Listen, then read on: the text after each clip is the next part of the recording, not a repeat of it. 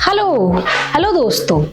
आज मैं ये कहना चाहती हूँ कि एक बहुत ही कॉमन वर्ड आ गया है जो कि जब भी आप अपनी प्रेगनेंसी के बारे में सोचना शुरू करते हो वो है कहीं मेरी प्रेगनेंसी हाई रिस्क प्रेगनेंसी तो नहीं है। तो मैं doctor Shweta Mehndiratta, associate clinical director, Marengo Asia hospital, आज आप सबके सामने एक बहुत ही इम्पोर्टेंट टॉपिक के बारे में बताने जा रही हूँ। वो है high risk pregnancy. High risk pregnancy क्या है? क्या ये एक्चुअली हाई रिस्क है? वेल, ये एक ऐसा टर्म है जो कि यूज किया जाता है तब जब आपकी प्रेगनेंसी एक रूटीन प्रेगनेंसी से थोड़ी सी अलग हो और आपकी प्रेगनेंसी में चांसेस हैं कि कोई भी आगे जाकर के कॉम्प्लिकेशंस हो सकते हैं, तो उसको हम नाम देते हैं हाई रिस्क प्रेगनेंसी का। ऐसे बहुत ही छोटे से छोटा कारण होता है जो कि आपकी प्रेगनेंसी को हाई रिस्क प्रेगनेंसी को लेबल कर सकता है, जैसे कि अगर आपकी एज 17 ईयर से कम है या 35 ईयर से ज़्यादा है। उसके अलावा अगर हमारा BMI less than low BMI है, लेस देन 18 है, या फिर हमारा BMI बहुत ही हाई है यानी हम ओबीस हैं, तो भी इसे हाई रिस्क प्रेगनेंसी कहा जाता है। या फिर एक महिला को पहले से ही कुछ मेडिकल कोमॉर्बिडिटीज हैं, जैसे डायबिटीज होना, कोई किडनी डिजीज होना, कोई ऑटो इम्यून डिजीज होना, उसे भी हम हाई रिस्क प्रेगनेंसी को लेबल कर देते हैं। उसके अलावा ऐसा भी होता है कि देखा गया है कि कुछ महिलाएं होती हैं जिनको प्रेगनेंसी के अंदर ही रिस्क फैक्टर्स डेवलप हो जाए या पिछली प्रेगनेंसी में कोई रिस्क फैक्टर्स डेवलप हो जाए, यानी कि उन्हें पहले से कोई प्री टर्म प्रेगनेंसी डिलीवरी की हिस्ट्री रही है या फिर pre mature rupture of membranes रहा है, प्रीवियस उनके सिजेरियन मल्टीपल सिजेरियंस रहे हैं, या ड्यूरिंग सिजेरियन उनको पोस्टपार्टम हैमरेज की हिस्ट्री रही है, ब्लड चढ़ाने की ज़रूरत पड़ रही है। उसके अलावा ऐसी महिलाएं होती हैं जिनके अंदर देखा गया है कि प्रेगनेंसी के दौरान यानी कि इस प्रेगनेंसी में भी कुछ ऐसे रिस्क फैक्टर्स आ रहे हैं, यानी कि जब उनका लेवल 2 अल्ट्रासाउंड किया गया हो तो सर्वाइकल लेंथ शॉर्टन हो गई है, या फिर फर्स्ट ट्राइमेस्टर जब स्कैनिंग हुई हो उसके अंदर उनको high risk for developing blood pressure हुआ हो, तो ये भी हाई रिस्क प्रेगनेंसीज होती हैं।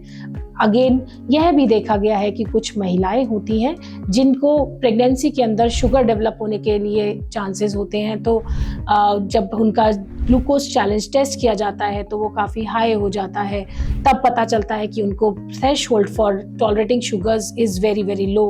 तो ऐसी लेडीज़ को जो डायबिटीज़ ड्यूरिंग प्रेगनेंसी डेवलप होता है वो भी हाई रिस्क प्रेगनेंसीज लेबल किए जाते हैं।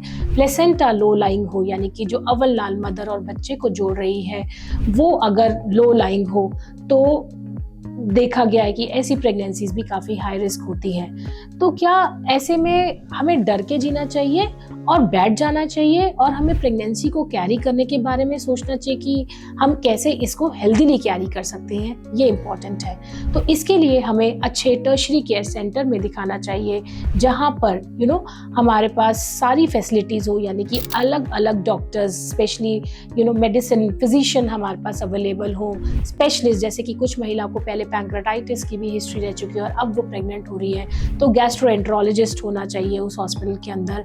उसके अलावा ब्लड बैंक, क्योंकि ब्लड की ज़रूरत किसी भी टाइम कुछ महिलाओं को ज़रूरत पड़ सकती है ड्यूरिंग प्रेगनेंसी। ICU की फैसिलिटीज़ होती हैं, ऐसे सेंटर को टर्शरी केयर सेंटर कहा जाता है जहाँ पे multi disciplinary team is available. Again ऐसी महिलाओं को रूटीनली जो अल्ट्रासाउंड्स की ज़रूरत होती है, बेसिक अल्ट्रासाउंड्स, वो रूटीनली कराने चाहिए।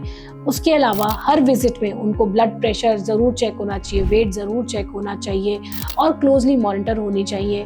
ज़रूरत पड़ने पर उनकी विजिट्स एक रूटीन महिला से ज़्यादा भी हो सकती है, यानी कि रिस्क फैक्टर्स या कोई कॉम्प्लिकेशंस अगर डेवलप होने के लिए वो रिस्क दिख रहे होते हैं डॉक्टर को, तो हो सकता है वो आपको थोड़ा सा जल्दी बुलाए। अगेन ऐसी महिलाओं को जिनकी पहले से प्रीवियसली जल्दी डिलीवरी हुई है, प्री टर्म डिलीवरी या pre mature rupture of membranes, leaking हुई है, उनको यह मानना चाहिए कि अगर दोबारा ऐसा होता है तो दोबारा भी जल्दी डिलीवरी हो सकती है।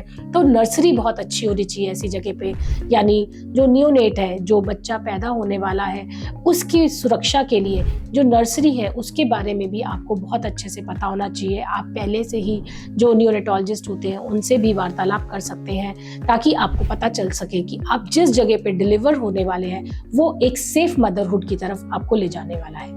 Thank you.